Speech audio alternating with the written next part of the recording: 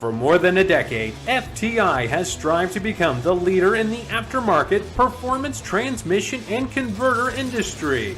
We've joined forces with McLeod Driveline Components under the leadership of Top Fuel Funny Car pilot Paul Lee, and now have a larger distribution network, more resources, and more power.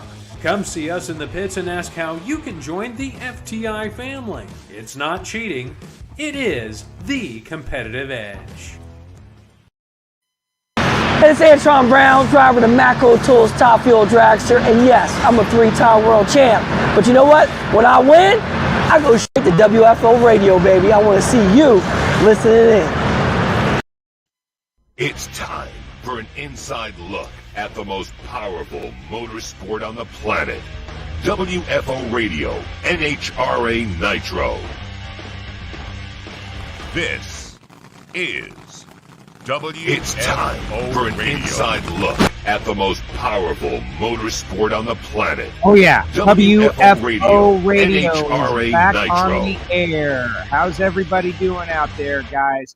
Super excited that you are all back with me following the early show with Greg Anderson, and now we are back. Antron Brown going to be joining us just seconds from now. AB is signing on. He is ready to go. Just want to tick through the people who make it possible for me to go WFO. You know about FTI Performance Transmissions and Torque Converters, but also Total Seal Piston Rings, the leader in ring seal technology. Phillips Connect on board with WFO. We really appreciate those guys. Bernie's Speed Shop. I'll go into depth a little bit more, but since we were already on a little bit earlier today, I want to make sure we get right to our guests. Plus, Bernie's, go to their social media, check them out. Samtech.edu, Frank Hawley's Drag Racing School, Marvin Rodak, and Torque Calibration Services of Australia. All right, 2 a day, because we got the big go. We got the winner, and we're going to go out there to Antron Brown. What's up, baby? Welcome back. Joe, what's happening, baby? What's happening, man? It's good. Man, hey, I done seen you twice in less than a month. That's a good thing. Good thing. Yeah, no, we saw you at the airport in D.C., of course, in the winner's circle at the race. Which was more fun? Man, well, let me say, I ain't gonna lie to you, man. D.C. was quite the experience, and it was definitely a cool deal to go out and be a part of. But I tell you what, winning the U.S. Nationals, brother, there's no words for that. There's no words for that. That's part of history. That's something very special. Very unique. And to do it with AB Motorsports, our first time here this year, starting off with our own team, to be able to put it in the winner's circle with our team like that, I mean, that was quite special. And Capps is going to join at some point right around the bottom of the hour. I don't know if you'll still be on or not, but how crazy. You guys both go out onto your own and you both win the U.S. Nationals. And I don't want to look back, Antron, but they were not everybody thought you guys were going to be able to pull it off. That's what I'm going for, right? Like, not everybody was like, oh yeah, you got this, AB. A lot of people told you that, but not everybody. It was like, man, this could be scary. It could be different. You don't have a big revenue source behind you. This was gutsy, and now you won Indy. It's no guarantee from here on out either. But boy, this has to feel sweet. Joe, at the end of the day, you know what it boils down to? It just boils down to the work you put in, how much work you're willing to put in, how much you're willing to sacrifice. And people hear that all the time, but the thing about it is you don't know what you're truly made of until when things are not going right, when it's rough. People write you off because the thing about it is they think it's quick and easy change. Just do this, just do that, buy this, get that, put this person in this place, do that with that person, blah, blah, blah, blah. That's not how it works, brother. That's not how it works. And the way it works is when you take the people you have and you go through the hard time. And when you go through the hard time, as long as you're learning, you're moving, you're progressing forward. As long as you don't keep making the same mistakes twice. And I knew that we weren't doing that because I'm out there in the trenches with my guys in that heated battle. I'm not sitting behind there just saying, hey, we ain't putting numbers up on the board. Hey, we ain't doing this. Know what we're trying, know what we're doing. I'm a part of it.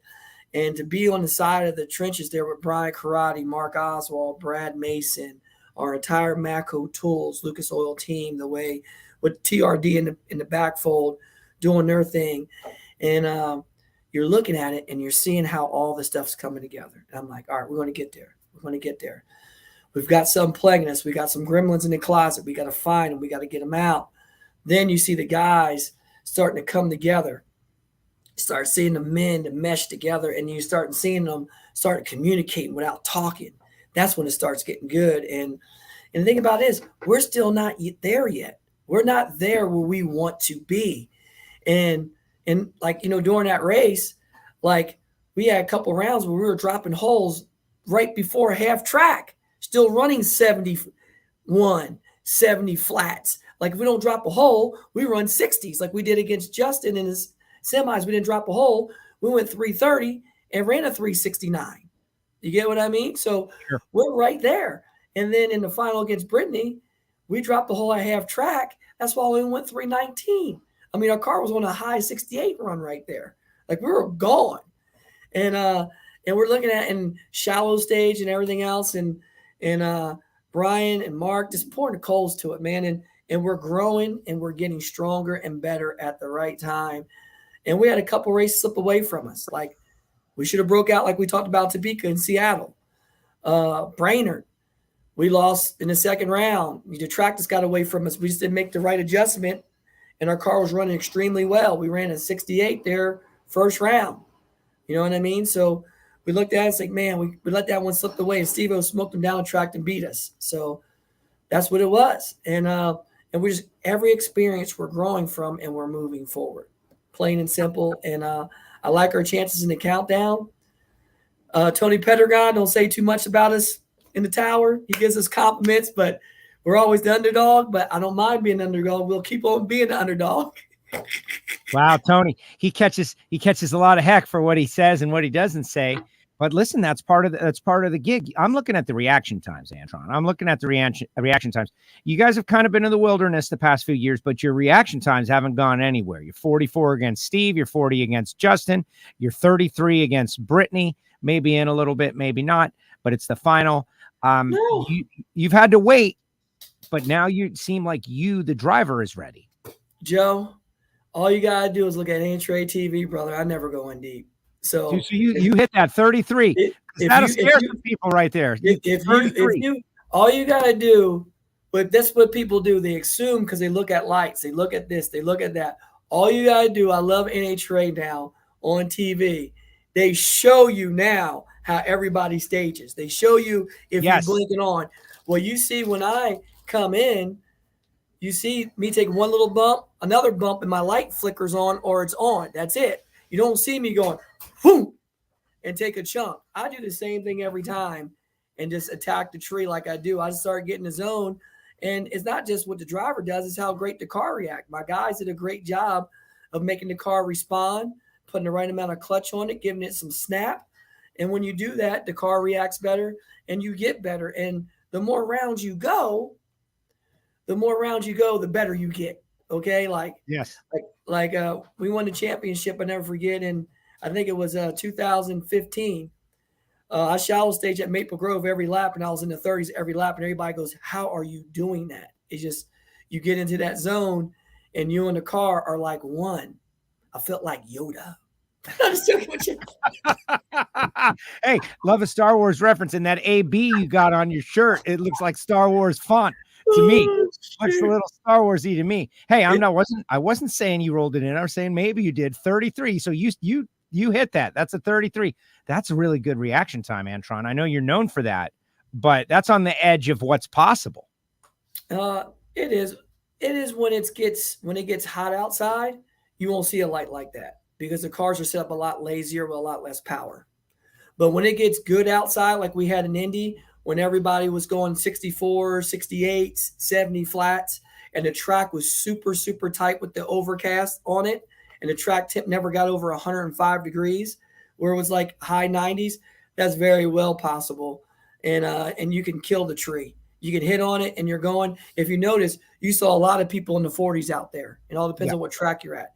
You saw a lot of people in the 40s and in the 50s all day long. So a 33 on that track was very possible and doable. You saw a lot of people in the 40s and in the 50s. I went 44, 40, 33, and I was just on time. And That's what it's all about, man. We're just pushing it. We're pushing the envelope, and you got to, if you want to go out there and you race, it was the final round, and you just let it fly. The battle against Steve Torrence, second round. It's that was one that I know you guys are great friends, but you destroyed him early on, like 20 in a row, and then he destroyed you like 20 in a row, maybe more, right? Ain't no 20 in a row. Steve's only beat me 15 times, brother. Okay. So get them facts right. It's not like he's keeping track or anything. He's not keeping track or anything. No. But now you've been coming back a little bit, right? Like now it's a slugfest.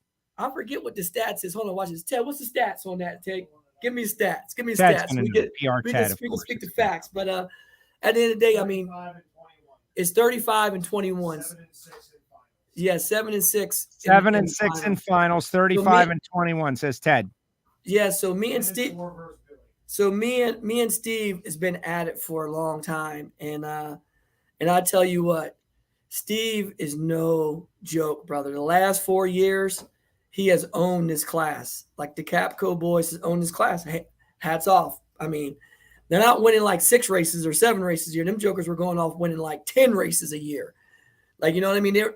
They actually were like remaking the old Tony Schumacher days with Alan Johnson, but doing it with a lot more stouter competition. You know what I mean? So that's very impressive. And winning 6-0 in the playoffs, in the countdown that one year.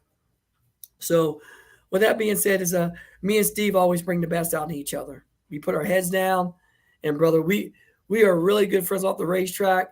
But if anybody's got a question, we race each other the hardest out of everybody. I don't know about just the hardest. Justin Ashley puts it to the test too all the time. Trust me. Right. Yes. Justin Ashley don't play. He do not play. Let me tell you something. If anybody doesn't want to race somebody, nobody want to race Justin Ashley. No, I know the kid's very serious. Yes. So when you look at Steve from that standpoint, is when you come up, you gotta give it all you got. It ain't no questions asked. I mean, it's 4-time in a row world champ. We've got our championships, but the thing about it is we're working hard so we can get back there to win a championship. And if you're going to win a championship, it goes through that team. Like everybody, I know I give it up to David Grubnick with Brittany Forster. Brittany's a one-time champ with Alan Johnson. David Grubnick's got their car is kind of like, it's the fastest car out there. It's the quickest car out there, period. Okay. And at the end of the day, Brittany's doing a phenomenal job driving. But at the end of the day, if you want to win this championship, I don't care what place you in, it goes through the Capco team. Yeah. It's just my personal opinion. That's who you're going to have to take out to win this championship because they know how to get it done. And Mike Salinas' team, they're running on mean too. You get what I mean? And Josh Hart. Hart. I mean, he's out there throwing blows out on people. So there's so many great teams and great cars out there that it's anybody racing. But I'm just going off of the teams that are in the top 5 right now. The top 5 is no joke. Here's the top 5. Brittany, and she gives up a huge points lead. Now has a 20-point lead over Mike Salinas, who is second. Justin is third, 30 back. Steve is 40 back and fourth. Josh is 50 back. Then you 60 back, right? Leah, Langdon, Doug, Sarge, Clay, and Austin outside of the top 10. But now that rule enables them to run for the championship as well. And there's your championship playoff setup, right? So you're just 60 points out. That's only 2 rounds at the finals, right? Like you are right in the middle of this now. So what's the renewed philosophy over there? Regular season over, playoff season about to start. You're 60 points behind. I don't recall where you went into the points. I know in your second championship, it was very important for you to go in first. You told us that all year long. What about here? I think we went in first in both the championships that we won in 15 and 16. Somewhere around there, second, maybe first, but we won the first 3 races on both of them back to back. So that played a big key in those championships. And going in, man, is like you just want to have a shot, where I'm hoping that how you put coins in a bucket, what I mean? I'm hoping I get to cash some out this time because I went into numerous times into the countdown to the championship with over a 200 points lead a few times. And we lost the championships those years by 20 or 30 points. If we did it normally, we would have won the championship. So I'm hoping going into these that we're going to get some of those coins that we deposited a long time ago back, so we can go up here and we can compete. And right now, it's anybody's race right now. And you see, all you got to do is get hot at the right time. And Austin Proxon down there, that team's capable. I mean, Tony Schumacher's team is capable. You got Doug and Langdon right now. Dougie popped off a 71 there one round, and he has smoked the tires the other round. I mean, they're right on the cuffs of doing something. And Langdon's right there, cutting great lights, and their car's coming alive. So Leah, they've won numerous races this year, qualified on the pole. So there's so many, and Clay Milliken, there's so many great teams out there right now that it's anybody's game. It's anybody's game to go out there to compete and win. Is all who gets hot. But I like where we're at right now. We're kind of in the middle of the road. We've been going underneath the radar. And we just want to keep doing what we're doing right now. Qualify in the top 8. We like to qualify in the top 5 is our goal. Our goal is always to qualify in the top 5 and try to make it into the top 3 of qualifying. And then take what we can get on race day, one round at a time, and give it all we got. Yeah, people don't like that saying because it seems cliche, but it's so true. Like the one round at a time. You can't win 4 rounds in one round. You got to win one round at a time. You mentioned all those drivers, and I'm thinking about it. I'm super excited about this season too.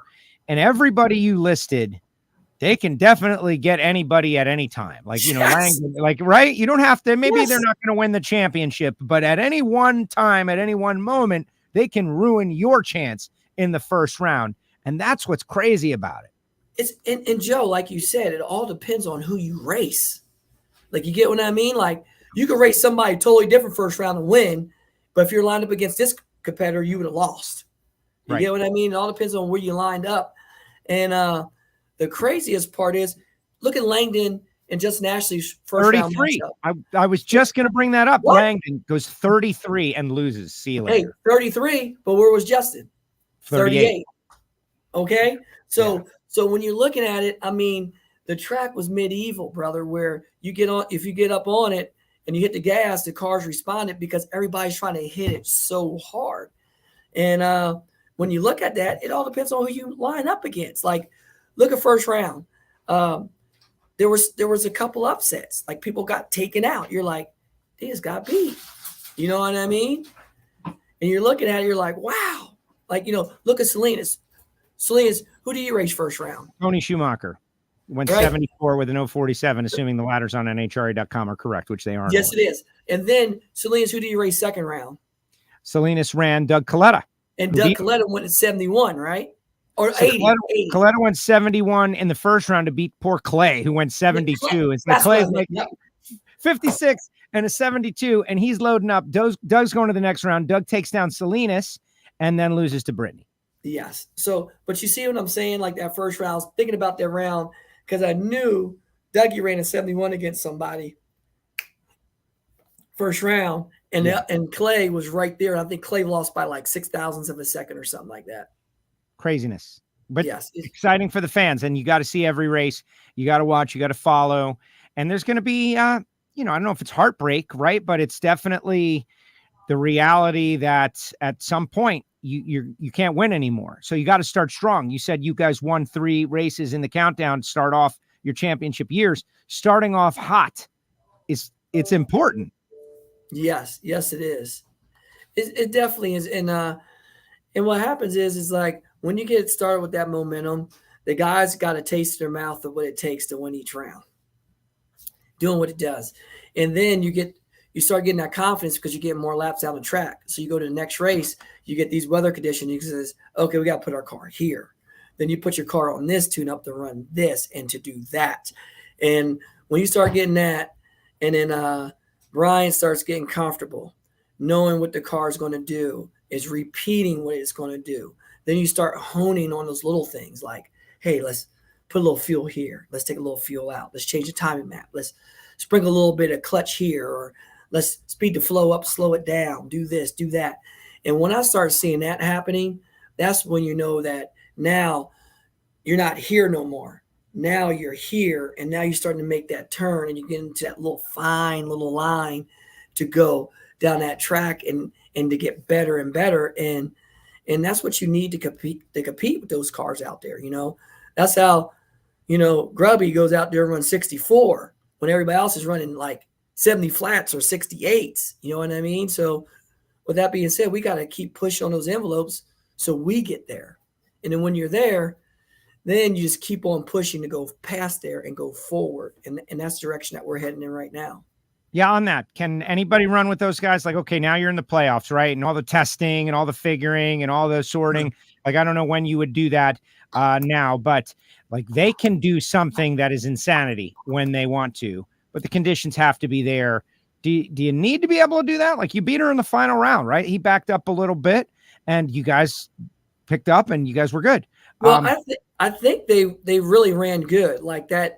In the semis, what did she run? She ran a 67.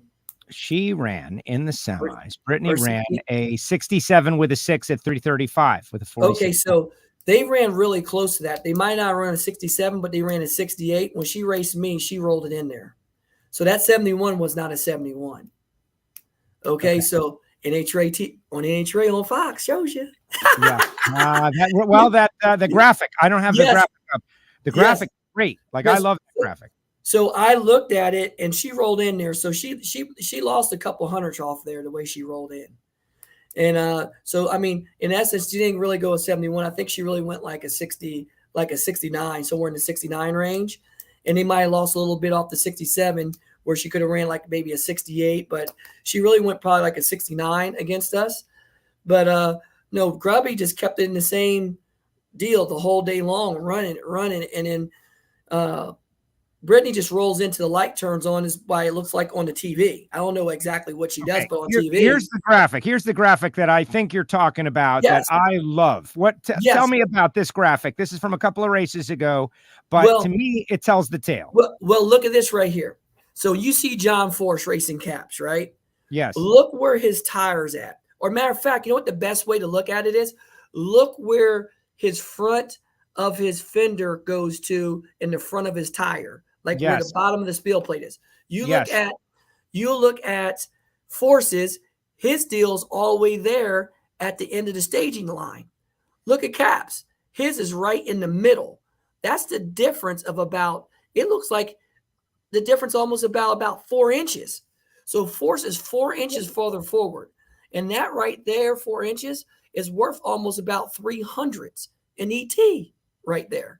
Because Capps gets a run. So if you could look at it, Capps' tire just blinks the stage bubble on once it breaks that line that says 11 inches on it. Right? Got it. That's what breaks the stage bubble. Now, if you go back and look at everybody else's stage, you'll see it. Force fender's way over. It's 4 inches farther forward than Capps's is. Interesting. So he's almost turned the top bub out. Force is without turning it out. Which he has done. He's deep. And the bad part is when you have a bad light and do it, that's a double whammy because now you're going slow and you got left on. So it's just what people are comfortable doing. Some people just roll in where they're not thinking about staging, where they just roll until the light goes on and they grab the handbrake, tree comes down, they take off. That's their thing. And I just bump in till I bump the bub on, and when I see it, I hit it. For me, I just do the same thing. I don't change up what I do. It's just what I do. All right. So listen, I want to talk to you about the Save Our Race Cars thing because you were there yesterday, and look at this guy. Like, that's right from your press release. I don't know, man. Antron Brown for Congress. Like, do we have a future in this? Look at that guy, man. Look at that guy. Serious. That's a serious deal. That's right from your email. But also at the same time, I see Capps down there. Is it cool if I bring him on? You're okay with Ron Capps, right? You guys are brilliant. Let's bring him on. Let's get a three-way Indy winners here, guys. There's Ron Capps. What's up, Funkle? How are you? Funkle. I like that. Funkle. I love it. My niece gave me this. It's like a dad, only cooler. It's like a dad without the responsibility, right? Yeah. I like that. Funkle. That's great. What's up, Ron? Congratulations, both of you, team owners. Like this, what a great moment. You're both here. You both went off on your own. You took on the risk, and it paid off with the U.S. Nationals win. Like that's insanity that it worked out that way.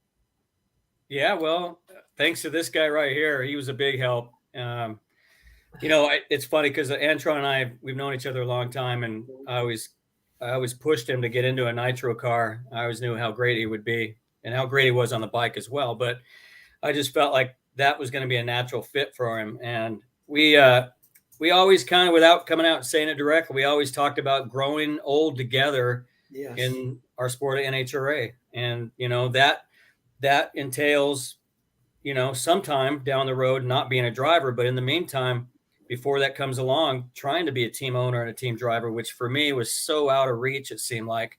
And I'm sure Antron will tell you the same thing at one point, but he's been doing it a long time with the bikes, and just such a big help to me. I can't even tell you the culmination of last weekend and what's happened this year is a huge part to what he's done. It was one of those experiences, Joe, where, when you go out on the limb, you never want to do it by yourself. And I say, Ron, come on, man. I'm neck down. Hop in. It's a little warm at the top, but it's cold at the bottom. Yeah. and when we talked about it numerous times. And for this sport to go on, it's like we're very appreciative of all the people that we have out there that led the way. Like they took the torch, like your Perdomes, your Bernsteins, your JFR, your Force. Then John Schumacher came along and made like the juggernaut team. You know what I mean? Very appreciative of all the places that we've seen, we've been, and where we're at. But for this sport to move on, who's going to carry that torch? You know what I mean? And I'm looking at Ron. I'm like, Ron, you are like you are like the man. Like, look at what you have created in the sport and where you came from and all the things you have done. Like, who brings Brute in the sport of drag racing? You get what I mean? He bought Brute and had to come out the header pipes. I mean, like, he was there with all the big people, like, you know what I mean? From Skull, everybody. I mean, the man had everybody. And then he comes to port and he's got Napa now. I'm like, he's a man of many big brands because what he represents, like the type of person he is and the aura he has around him. And that's team leadership and team ownership, like material, period. And I'm like, if I can do it. And Ron's like, one day he says, AB, man, I want to do this. That's like, I'm doing it. And I put it out there. When I first went out there, those waters were shark infested. It was a lot of people like, no, you don't need to do this. You can't do this. Oh, you ain't got the money to do this. Where are you going to get this from? How are you going to do this? How are you going to do that? And you know what? To their defense, it is hard. It's not easy by any means.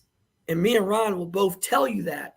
But the thing about it is if that you put yourself and surround yourself by the right people with the right partners, and you keep your head down and you take it one day at a time, is nothing that anybody can't do. And that's what we've done. Ron, do you agree? That's an amen to it was a heavy lift. It's a heavy lift, right? To Father Antron. Yeah. It's no. Okay. What's a heavier lift, that or this? Man, he picked me up like it was no big deal, man. Yeah, Ron, you lightweight, baby. You lightweight, man. That's why they want you in that car. Ron, how do you feel? How do you feel about Antron lifting you off the ground? I did not expect that at all. So yeah, that's a great picture. That's that's great. I didn't expect that at all either, brother. I had some energy left over. Yeah. Well, amazing though. And to think about the road that you guys traveled and now the road that lies ahead, right? I think this is so good for the sport. Forget you two as individuals, but for the sport that you can do it, you did it, you're having success.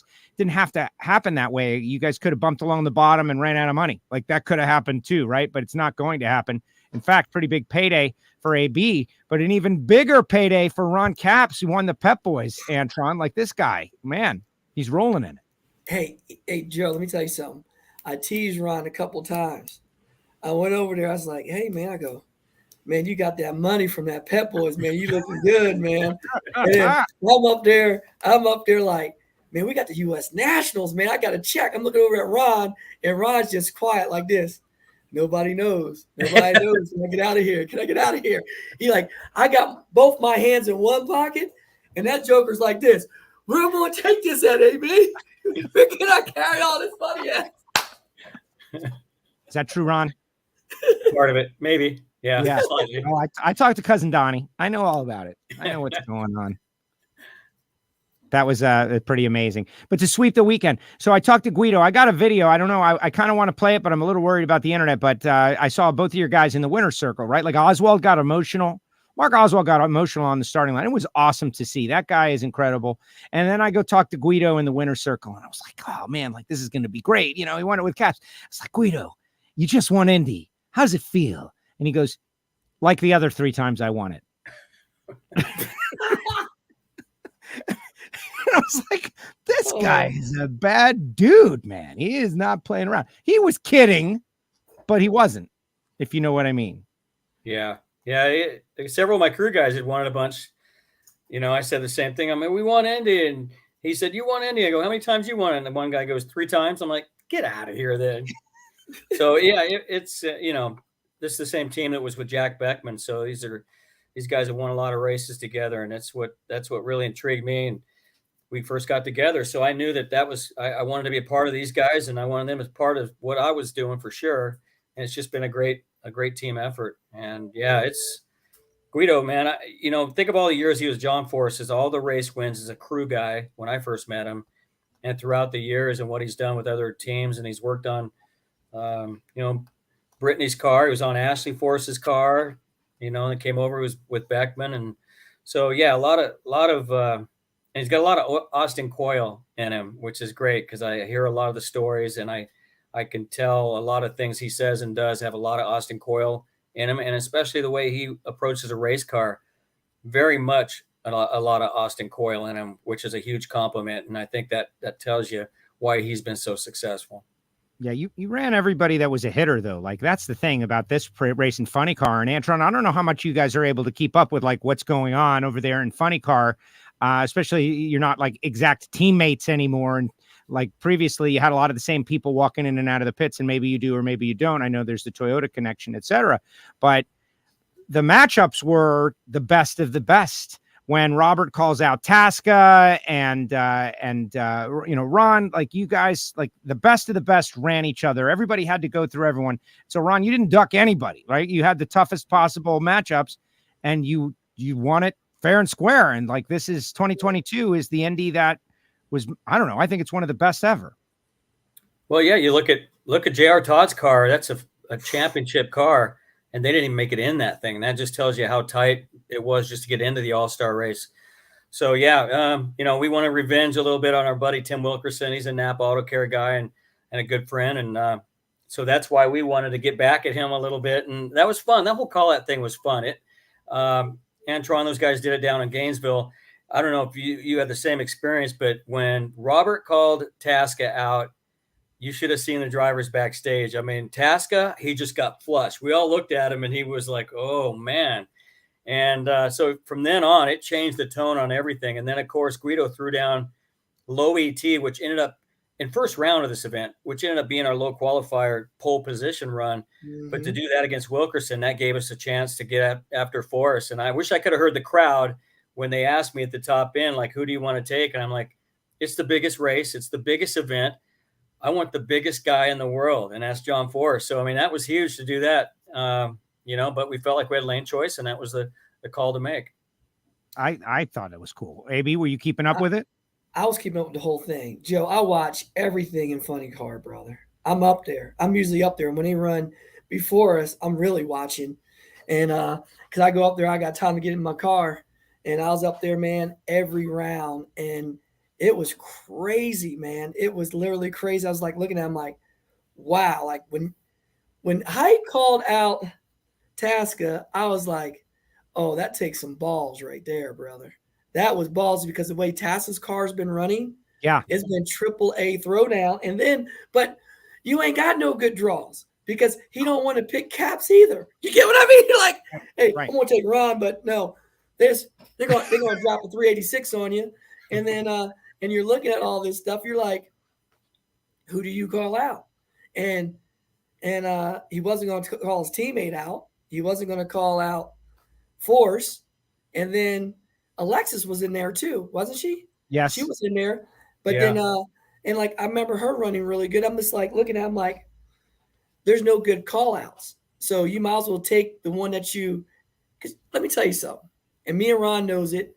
And Joe, you ain't sharing on the show, but ain't no love loss between the Height and Tasker, brother. Yeah. Like that team don't like each other. I'm just letting you know that right now. Okay. Oh, Like, I mean, from the top to the bottom, they don't like each other. Okay. So we know it because we race with them. But I'm just letting the fans know a little behind the scenes magic, because I can say it because I ain't got to race none of them. yeah, right. And your team owner's not going to get upset about it either. You can say anything you want now, AB. No, Well, and beat him twice, though. Why you say that, AB? Why you say that? I said, as I can. Well, but on that note, though, like Tasca had all the momentum. They had all the momentum. They were a freight train, right? And Robert called him out and beat him, and then beat him again on Monday. And then all of a sudden, now the momentum is stopped. And I thought like that as a strategic play. Now we go into the countdown. I don't know who's got the momentum. I think Ron Capps has got the momentum going into the countdown. But things changed because of the call out. And that's the point of it. Oh, without a doubt. And you can see that, you know what I mean? Because Tasca's been on the wheel, and it and all that stuff changes. It can go race to race. It can last for like 2 or 3 races. And Ron knows, and I know, it depends on where you qualify and who you race at a given moment. Because everybody's beatable at certain moments. It depends on when you line up against them. And that's the way you take it. Like, imagine if everybody lined up against J.R. Todd first round when he ran to 85. Yeah, everybody loses. You get what I'm saying? So it all depends on who you line up and where they're good and when you're good. So hey, look, we qualified number 2 in Sonoma. And guess who we had first round? John Forrest, and he whipped us first round Sunday morning. It was luck of the draw. They struggled, but you know that team can do it. And we went up there and ran a great number, and they outran us. And that's just, what do you do? You're like, it's not like we didn't qualify well. So that's going to happen. It's probably going to happen in the countdown to several people. And it's probably going to end up being somebody's demise as far as a championship, because there's going to be teams, big teams like Antron's and mine. And you go down the list on each category, big name teams that are going to struggle a little bit, because I think from here on out, are we 3-run qualifiers? I know Ennis is 4. Yeah. I think every other race is Pomona 4, or is it 3? I don't know. Okay. Well, we've got the NHRA media staff out there watching right now, by the way. Maybe they can go to work on that. Look at Sally Glenn. 4 qualifiers in Pomona. And then Dallas, I think Dallas is the only other one. Billy Meyer is always going to be a 4-run qualifying. Yep. 4-runner there. And then I think St. Louis is 3. Reading is only Charlotte. 3. Yeah, Charlotte's 3. And Charlotte's 3. And Vegas will be 3. Yeah. And Vegas so, I mean, you know, it takes a runaway, and it gets, like Antron will tell you, it's if you don't get down that Friday night, then you wake up Saturday, and now we're into a situation where you hope there's no weather possible. You want to get down the track, so you got to back it down. Now you just kind of get down, and if you don't get down the last run because it's in the middle of the day, you're not top half. And then guess what? You're going to run a car that is top half. So it's going to be a lot of these situations. You're going to have huge matchups. Joe, you up in the tower, and Reinhart and all those guys you're going to be creating these, these marquee matchups, which I hate being a part of. There's going to be a lot of them in the countdown. That's unfortunate, Ron, because you are often part of the marquee matchup. God, I know. I don't know times I raced Force this year. We're up to 130 something against each other. That's a long time. That's a lot of runs. It's a lot of runs, brother. Well, we were just studying. It's a lot of runs. We were just studying this great graphic. Antron was giving us a little insight into deep staging. This is just a picture of the TV I took when I thought, man, this is so great that they rolled this out, right? Like this explains it. Finally, all these years, like even in the call out, you were talking about rollout, Ron, and like, no, it's not a whole shot because of this and that and the other thing, et cetera, and so on. And there's now a graphic on Fox that pretty much explains it. And who are you against in the graphic? Force. You guys have run a lot this year. Yeah, it's part of the deal. And it's, it's part of what drag racing is. It's confusing to a lot of fans. Unfortunately, hopefully someday they'll just put an ET on the board and your reaction time will be automatically included in it. It'll take some of the confusion away. But for them to put that graph up is huge. So thank you, Fox Sports and everybody for doing that. Because, as a paid driver, back when I started, I wanted to be at the top of National Dragsters drag stats, where they had Remember, Antron, they would have the one page they had a box. It would have reaction time, ET, and mile per hour. And the crew chiefs would look at ET and mile per hour because they wanted to see how they fared against other teams. And you always look to see where you were. And you could cheat it as a hired gun by going up there and rolling it in. And I did as a rookie a lot in the Copenhagen car. And looking back, I wonder how many of those races we didn't win because we lost lane choice. And I wasn't smart enough big picture driver back then to figure that out. And so, back then it was it, man. You wanted to open that up and send that to your sponsors and say, look, I'm number 2 or 3 or number 1 in reaction times. But, it's a lot of variables. I'm sure Antron went over and on top of the variables of that graphic, it's how the car reacts, how the car's running, how much primary clutch is on the car. It's a lot of times, like our car last weekend, you talk about the old days with Selzy. Our car, I almost said in an interview, we had max cackle going on. This thing, when we'd start up, it's banging and popping, and I'm looking at Guido like, oh my gosh, this thing, it better stick. And that's why a lot of times you find a driver and he'll just, on a weekend, he's not trying as hard and your lights are great. And there's other times you're like, man, I'm trying harder and they're just not as good. So it depends on the tune-up a lot. And as a driver, if you know and you've been around the block, you understand that and you know not to push it harder if you're off a little bit. And you go with it. Because if you push too hard to try to make up the difference, you're going to end up making a mistake. Yeah. Antron does not roll in deep, Ron. We talked about that earlier, right? As you were signing on. The dragster guys do. It's weird. There's a few. And Antron there's a few of them. We got more now, Ron. Like after watching TV weekend, I was like, some of them jokers roll way deeper than funny cars do now. I'm like, check these cats out. Hey, listen, it is poker and funny car. It's like who's going to do what. And there's guys you just know that you can trust to go up there and let the cars do their talking. There's guys that screw around. There's guys that, and I had this conversation with Robert Hyde. There's guys that, looking back on a career, you monitor, you kind of judge people. I've always judged people if you take them golfing, and if you find them cheating and taking a stroke off and saying they got a par or 4, and they got 6 or 7 shots, you're like, okay, this guy is not real honest, right? So you judge a character by taking somebody golfing. The same thing with staging and how they drive a race car and how they walk around the pit area. You give somebody a little bit of success, and I've seen it over the years. Drivers have come and gone, and a lot are stay, but a lot of them you watch, and if they get some success, and they run good and win a race, all of a sudden they're walking around with like a Snake used to call it like a what did he call it? What's the bird with the big old flowers behind him? Peacock. Snake used to say, oh, look at that guy. He's walking around like a peacock with his feathers all out. And that was what Don Perdome would say. And sure enough, you still get people like that. I'm not going to name names, but people start running good. And the next thing you know, they're getting cocky. They're all of a sudden they're wanting to stage last and take forever. And it's like, you know what?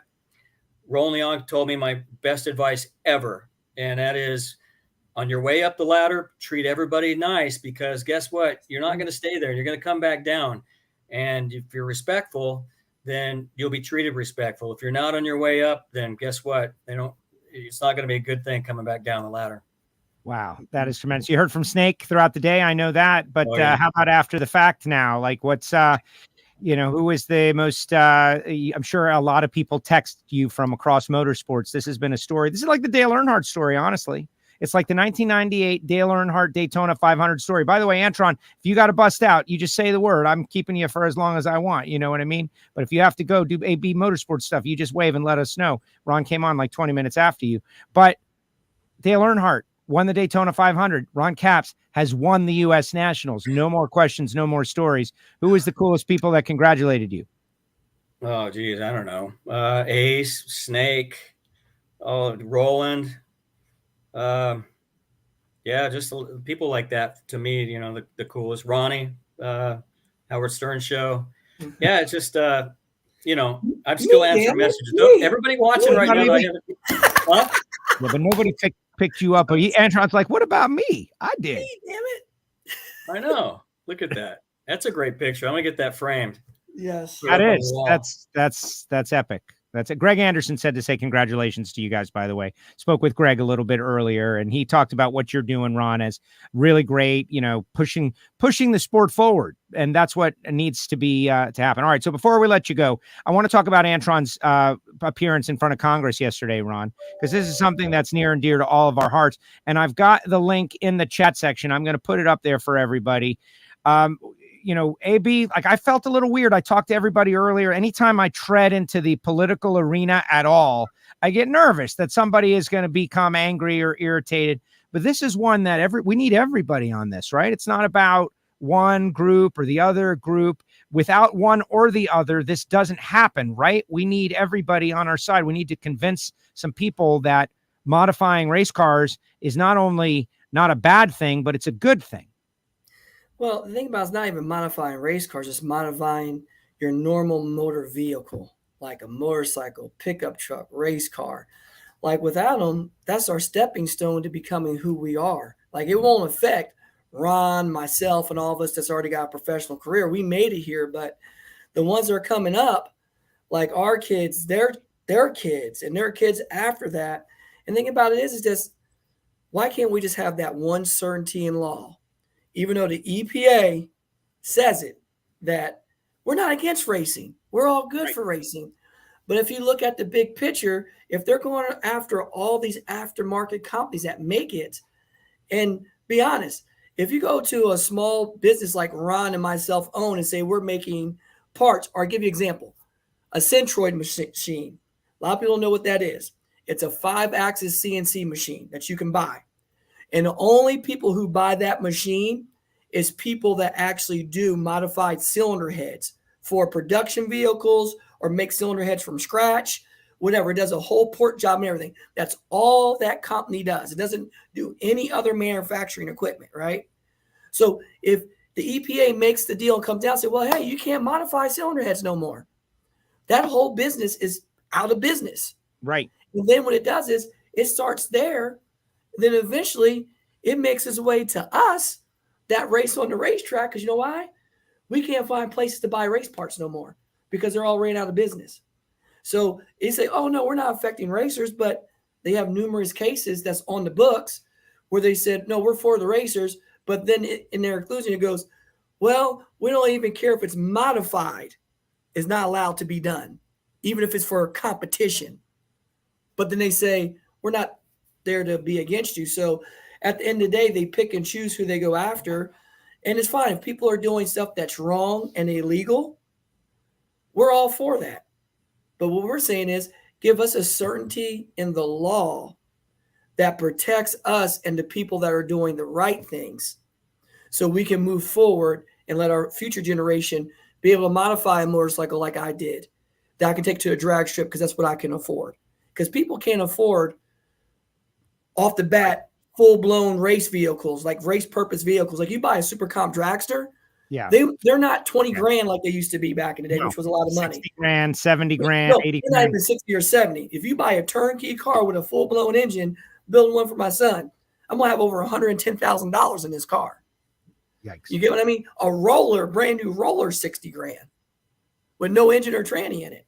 So that's why it's so important is to give us that certainty that the future generation could have the same stepping stones like Ron, myself have had, that they could take their modified street car, put it on a trailer, take it to the racetrack, and go racing. Fall in love like we all did, and then maybe go a little further.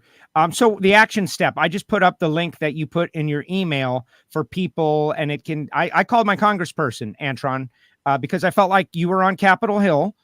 Now's the time, right? Like it's in the ether. And so I called my congressperson and I just said, hey, I would like you to support the RPM Act because of some version of like what you just said. And they put it down on the list.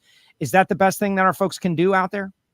Well, I think what they could do is because social media is a big platform now. We can start spreading the wealth and spreading the word. Go into SEMA and PRI, and they actually have a donate button where you could donate where it donates to this cause to go forwards.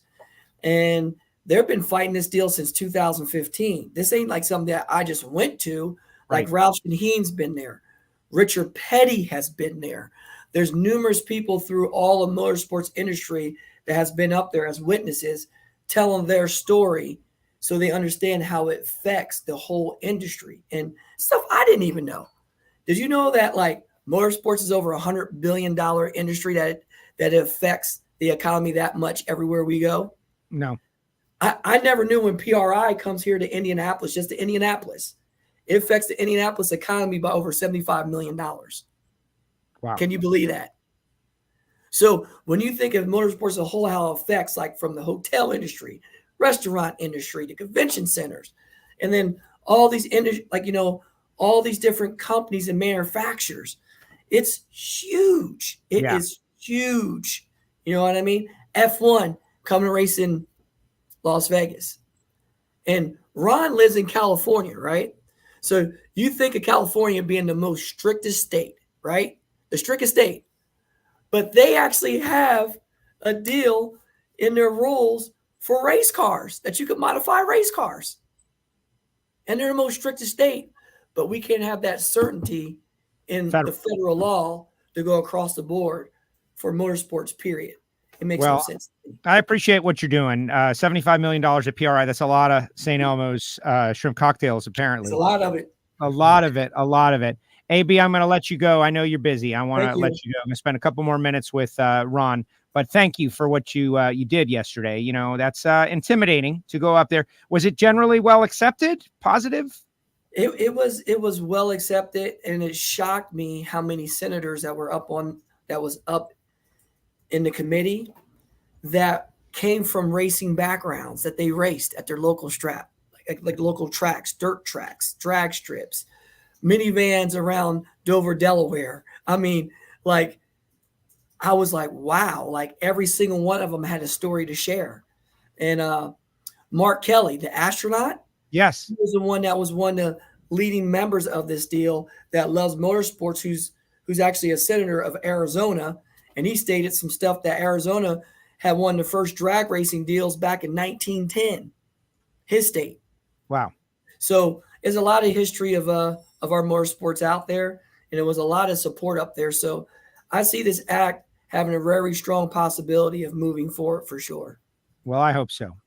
You did a great job. That's democracy. That's participating. That's being a good citizen. That's fulfilling your duty, not just to the country, but to us as racers. So thank you, Antron. I appreciate you. Congratulations on winning the U.S. Nationals. Good luck in the playoff system known as the Countdown. Pep Boys Nationals, Maple Grove, just days away. I can feel it. I know you can too. Good luck. Well, thank you. Y'all take care. I'll talk to you later, RC. See you, man. There he goes. There he goes, Antron Brown.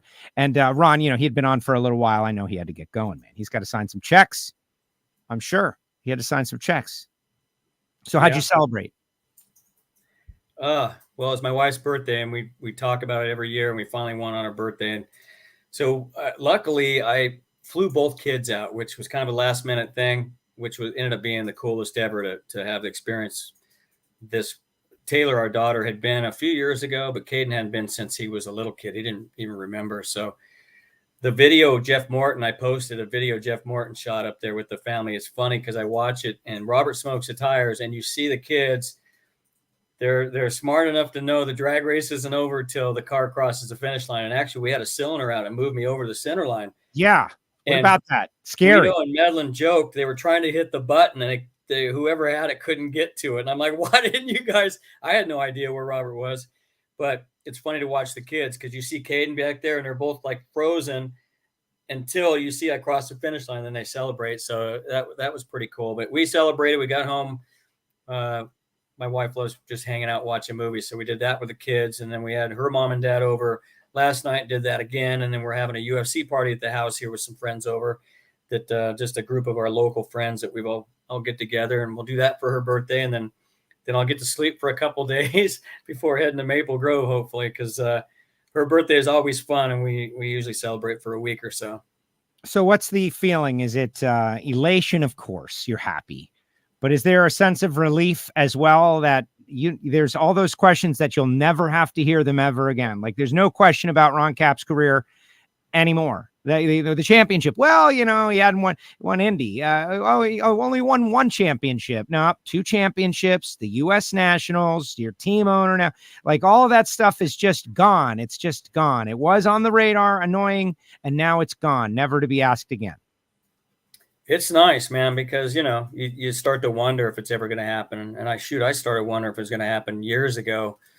When I left Snakes, I was like, oh, it's going to happen, And then a few more years, you just assume it's got to happen, right? I've won a bunch of races and you just think one of them is going to be that track. And then I win the COVID race there at that track. My wife wasn't there with us.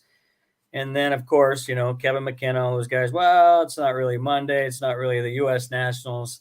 So I could technically say that I've won that race and not just every track. So it's cool when the stat came up that I've won at every track on our circuit. That's a huge deal. I'm sure there's probably, who knows how long the list is. It doesn't matter. That's a huge accomplishment that tells how many good people I've been surrounded by since I started. To be able to do that at every single racetrack, and now to say every race, but to not win it and then all of a sudden do the triple. I mean, we won the pole and to win the shootout and win the race. You don't want to get gritty. You start thinking about NHRA used to offer that $50,000 to add on top for anybody that doubled up when Snake would do it. And that was always cool. So I'm happy that Pep Boys stepped up and sponsored that event. There's nothing like Napa taking the Pep Boys money. And we joked with the CEO there, and you got to just give kudos to them, what they're doing in our sport. And it's great. So I love the competition. And we got to run our Napa Auto Care car instead of the auto parts car. And that was in big part because we wanted to put an auto care car out there with Pep Boys in the building. So to steal that money was awesome. And we thank them for putting it up. That had to be one of the biggest single weekend paydays in drag racing history. I know that there was, like, you said something in the media center about there being a bump, and they didn't tell us, and I didn't know, but I confirmed it after the fact. Like, that was a big weekend, and boy, that's so good, because Reinhart's been saying Indy's back, 5 qualifying sessions, all the different stuff, the chaos, the bonus races, Indy's back, right? But it's not back until the money's back. Yeah, and you forget. Us drivers, I mean, you get into a race and you just forget about the money. Somebody says something, or Monday you get back in the office, like my wife and I are here, and you're going through stuff. You're like, wow, I forgot we won that much money that comes along with the win. You're after the trophy. I mean, plain and simple. That's all you think about is that trophy and a win. It means the money means nothing at that point during the race weekend. And then for me, starting up a new business and everything that's going on, that money is going to be well spent. I mean, we're already focusing on next year and, trucks and trailers and the things that we've got to do. And I'm in the shock of the first year, so I'm with the help of Don Schumacher this year and all the stuff that we did and having Toyota jump on board. It's been a lot of fun. And so I'm looking forward. I just got off the phone with Guido right before I got on with you. And the race wind came up the other day on the phone, but him and I talked about Maple Grove and the playoffs, and not the wind didn't come up one time. So that just tells you, okay, it was fun. It was great. We'll celebrate through this weekend, but it's playoffs time. And like I posted on my social media, I don't think we said this last year and the year before, Joe, I don't think you've seen a stouter funny car field top to bottom. And if last weekend is any indication, we had to run those numbers because they were just absolutely being thrown out by everybody. High 380s and in warm conditions and tricky. And when it got cool, 386s and 385s. So it's going to be stout. This playoffs is going to be one for the record books. And, hopefully we'll be there standing at the end. Yeah, and on that, okay, so let's handicap it. Afterwards, I played it yesterday. I'm going to play the video. I don't want to take your time up and make you watch Guido, the things you already know. But I got in a video with Guido and Cousin Donnie and Slugger, right? The guys won the U.S. Nationals in the Daytona 500 Toyota. What a great weekend for those guys, all of that stuff. But here we are in the playoffs, and I'm looking at the points. You got second in the point standing, so you jumped up in Robert loses all that points lead. You gain all that. You're 20. Hagen third, 30 back. Tasca fourth, right? How about Antron, like revealing to the world that Robert and Tasca don't like each other? I didn't know that. And now the WFO universe knows. And someone's probably going to clip the video, and it's probably going to be out there all over social media. And now there's going to be a bunch of questions. And look at you smiling about it. Crazy. But JR ran an 85. Todd Smith and Jono were like, we got it. That's what we were going for. You put you out of the lane. You were able to still win. But what's it going to take to win this? This is, to me, like, I don't know. We're going to go flip quarters against each other because I can't figure out the handicap on this. Yeah. Everybody it's weird. And I said it in one of my interviews, I think going into the final against Robert, Tasca, they've been hot. They've been running great. Zippy's got a good handle on that car. And obviously 2 in a row going into Indy was a big deal. But I think overall this year, pretty easy to say that Height and Proc have been the toughest funny car. But everybody showed, flashes of brilliance here and there, and some more than others. But I think the momentum of Indy, I think even teams that went out second round semis that ran good are feeling pretty good about themselves. The number that JR's team threw down with that Toyota, that's going to be stout going to Maple Grove. So I think it even a lot of stuff out, but you got to take Indy on its own. I mean, it's its own animal. So a lot of the stuff that happened at Indy is because it was Indy. It amplifies everything. And honestly, we had our first big goal was to get around Hagen for second place in the points. We were 50 something behind, and we knew points and a half. If we did well and they struggle, which you can never count on that team, that's a great team over there. Maybe we can get around them and get second spot. I mean, it's another 10 points. That's a big deal. And you never know. It gains momentum. And look what happened. We did get around them. So on top of that, we solved a lot of our goals that we wanted to mark off on the box. But to your question, man, I don't know. It's going to be tough. If Indy is an indication to win a championship, you always got to be consistent. We've always said that you can't make a mistake in those 6 races. And there's been times where in the past people have won it and gone out early somewhere and made up the difference.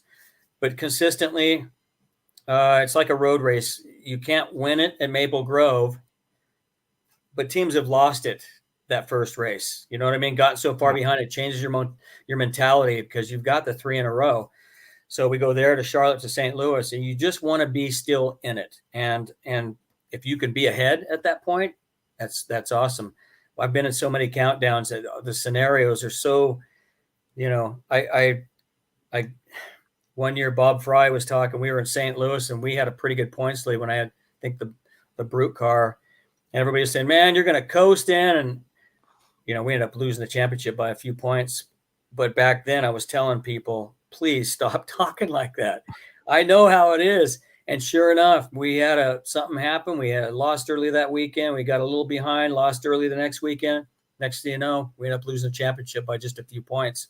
So anything can happen. But to your point, I think it's going to be hard charging, throw down runs that they're going to be won or lost by this much.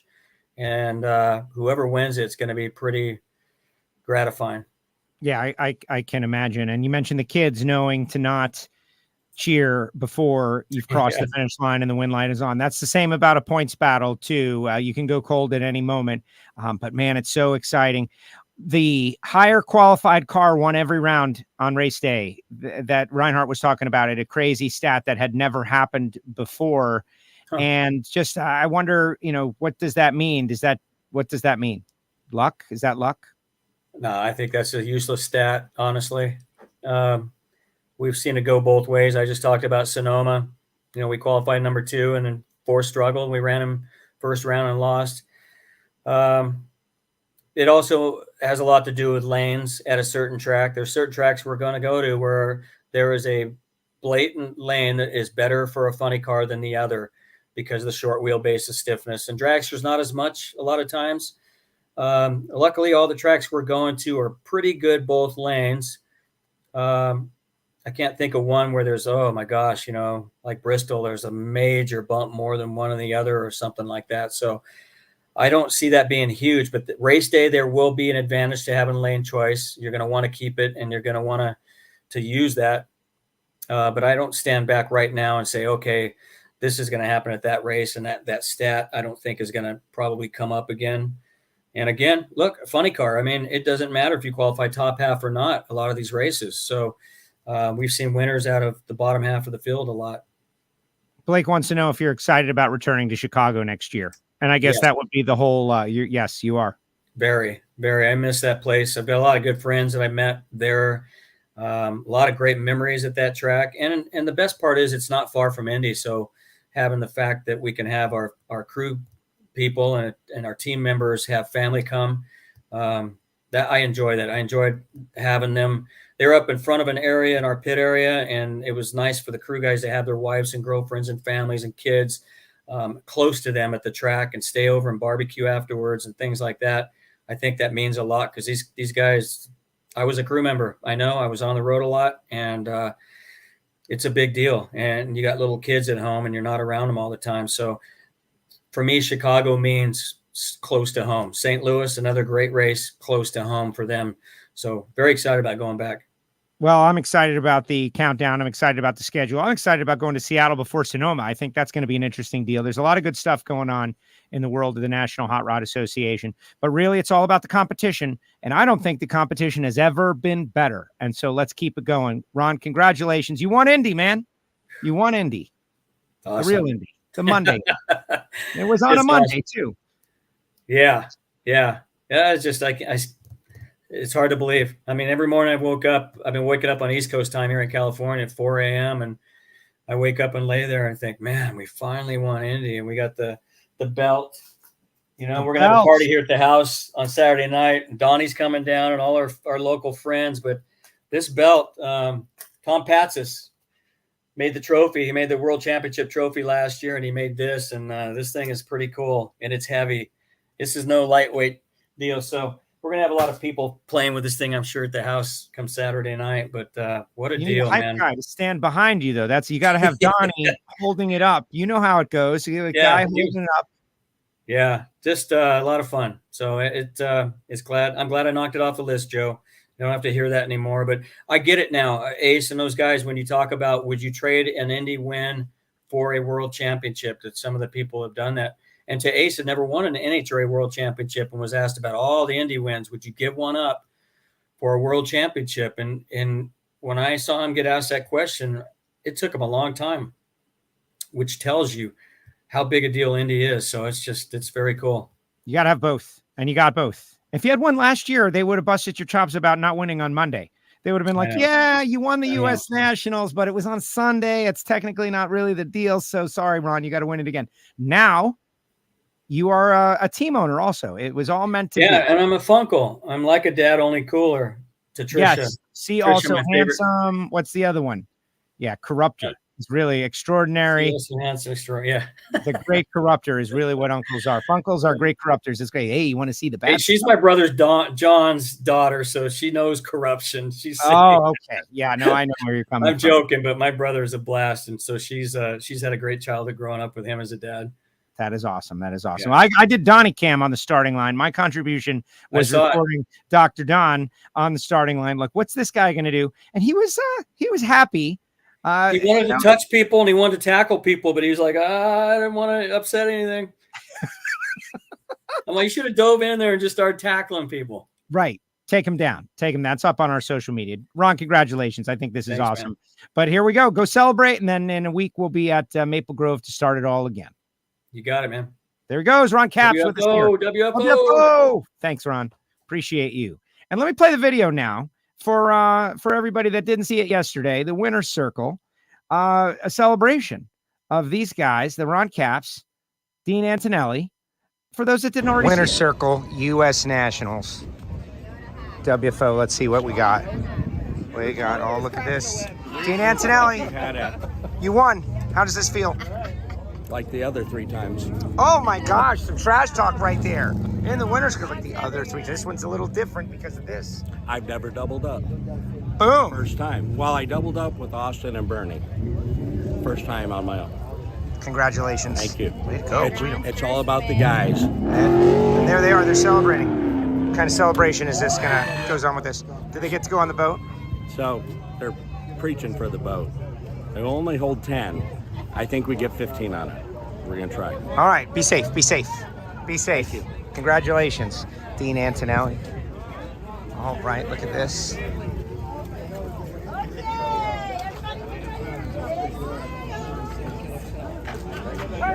Oh, damn. Look at this guy. What's up, Cousin Donnie?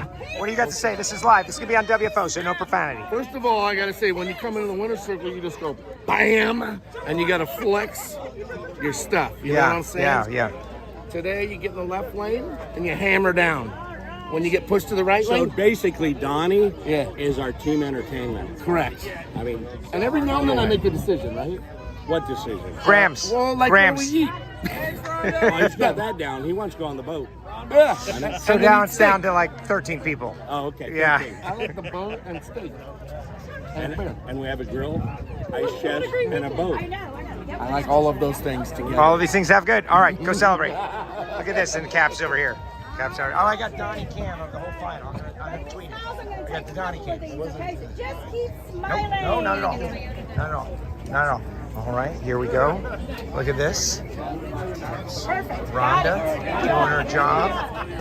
Oh, look at this. The Toyota guys. We're on it. Congratulations. We're on it. Thank you. You guys swept the deal. Great teams. Great teams. How does this compare to winning the Daytona 500 Slugger Labby? I was pretty drunk after the 500.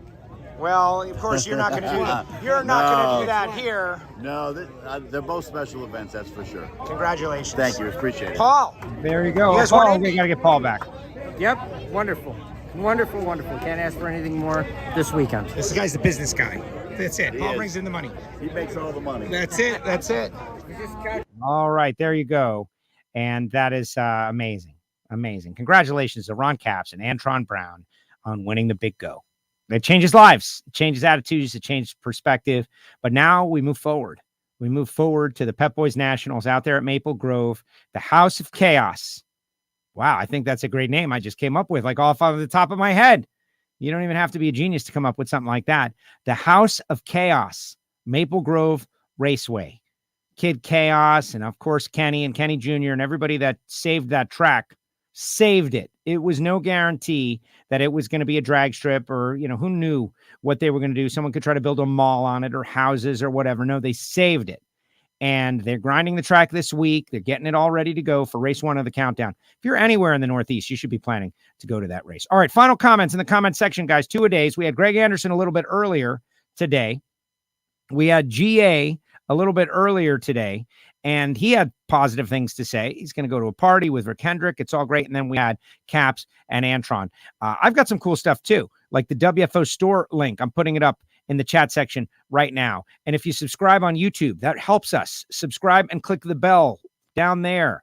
We have been growing our YouTube channel slowly but surely, because you guys are sharing the show, and I appreciate you for doing that. Well, let's see what's on your mind as we get ready to part ways. But first, let me tell you about the people who make it possible for me to do this, right? It's so important. Phillips Connect, transportation industry, smart trailer technology, Phillips-Connect.com. If you've got more than one trailer, you might want to check them out. It is a enterprise business, though, so you have to be in the transportation industry. Total Seal Piston Rings. We'll be on with them tomorrow, 12 noon, on their YouTube channel. So go to YouTube and click Total Seal. Type it in there, and you will find it, totalseal.com.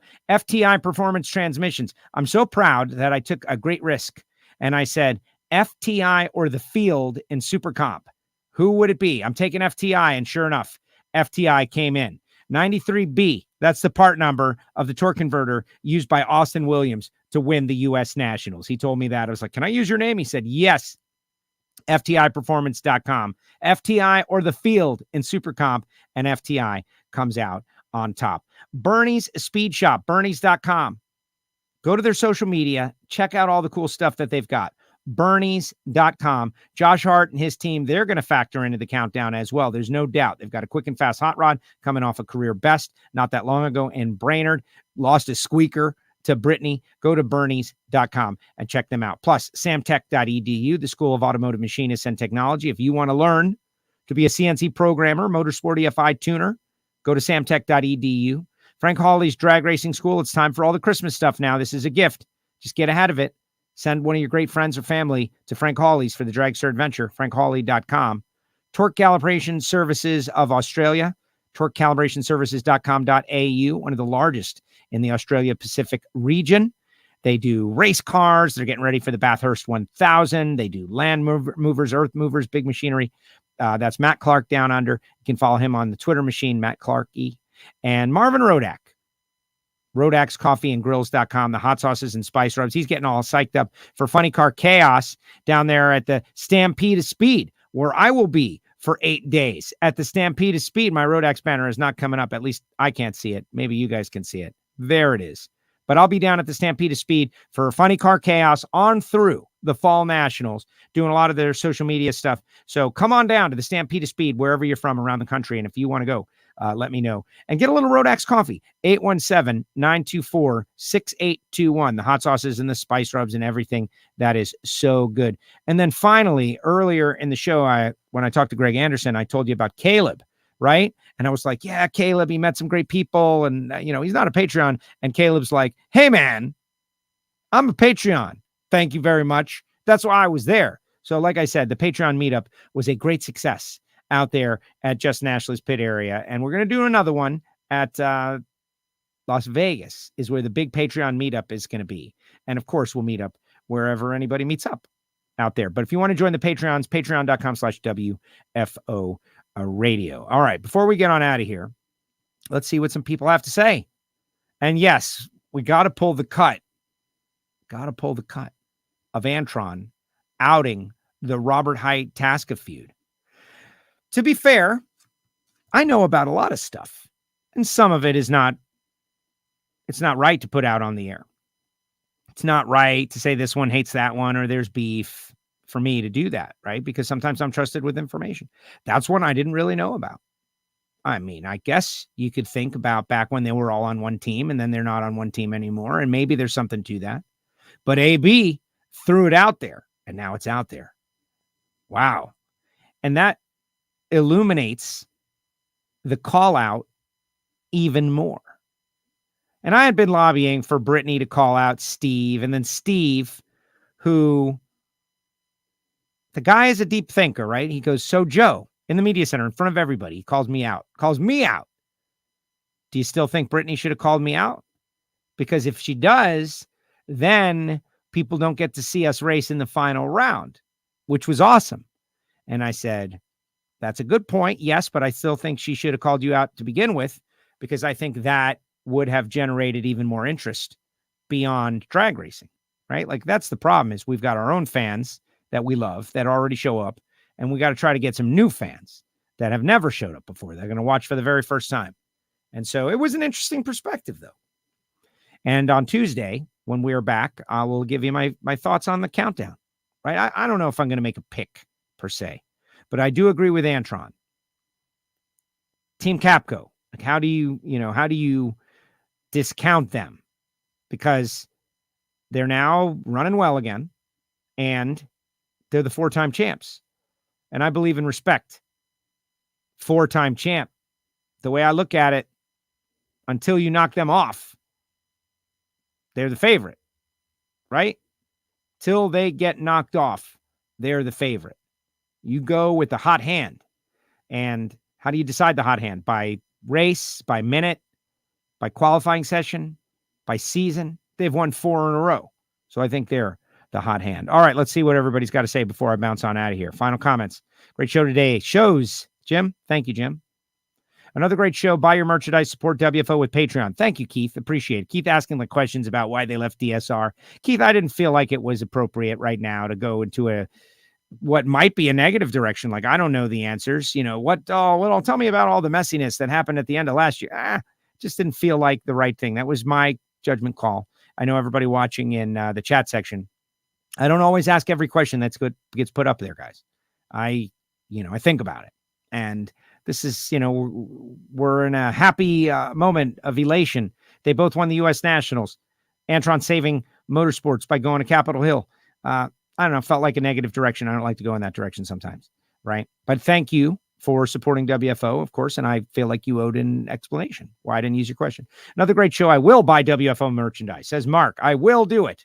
Well, thank you. The link is up there. Coffee mugs, all the stuff. We're adding art all the time. We're adding cool artwork all the time. It's been very fun. Great shows today, Joe. Can't wait to see you at Maple Grove. AJ, congratulations on your first day of high school, bud. Oh, it gets really good. It gets really good from here on out. First day of high school, man, to go back. Good luck. And I'll see you in Maple Grove in a couple weeks. And then the final comment, right? Final comment is things are getting sketchy at the end of another show. Another great show, both AB and Ron. Awesome guys. I'm wearing my Morris Motorsports hoodie today. That's right. Morris Motorsports available in the WFO store. Look at Scott. He's buying Morris Motorsports stuff because it's in the WFO store. That is great. I'm super excited. But now I'm going to get on out of here and I'm going to go mow. It's time to get a mow in. right? You're at the Big Go for 6 days. While you're at the Big Go, the lawn will grow. And since it's 1,000 degrees out there between 10 and 4, now's the time to get a mowing. Mitchell, 2 great shows today. Thank you, Mitchell. Appreciate you. And everybody out there in the WFO universe. We are a small, privately owned company. We are battling against giant networks like MRN and PRN and so many just giant businesses out there. We love the fact that our audience, will connect with us for a couple of hours each day and support our sponsors. We do not do a lot of marketing, but we ask our audience to share the word, to spread the word, because honestly, in the end, the best and most important opinion is one of someone you trust. So your race fan friends, do they know about WFO? Have they checked out the show? Have they downloaded the free mobile application? Do they know what it's all about? Have they watched it on WFO Radio TV on YouTube?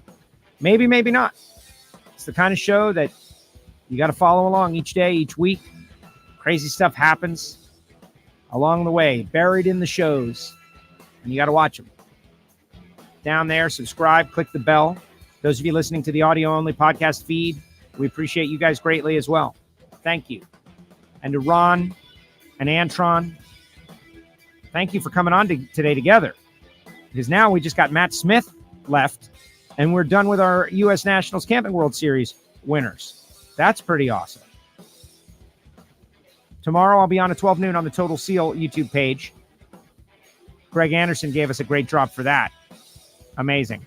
So we're going to go out with some cool photos of the champions from the Big Go. Congratulations, guys. Ron Capps and Antron Brown. AB giving thanks, and the next day going to D.C. try to help the world of motorsports. Greg Anderson earlier today. Just amazing stuff. Thank you all. Appreciate you. WFO.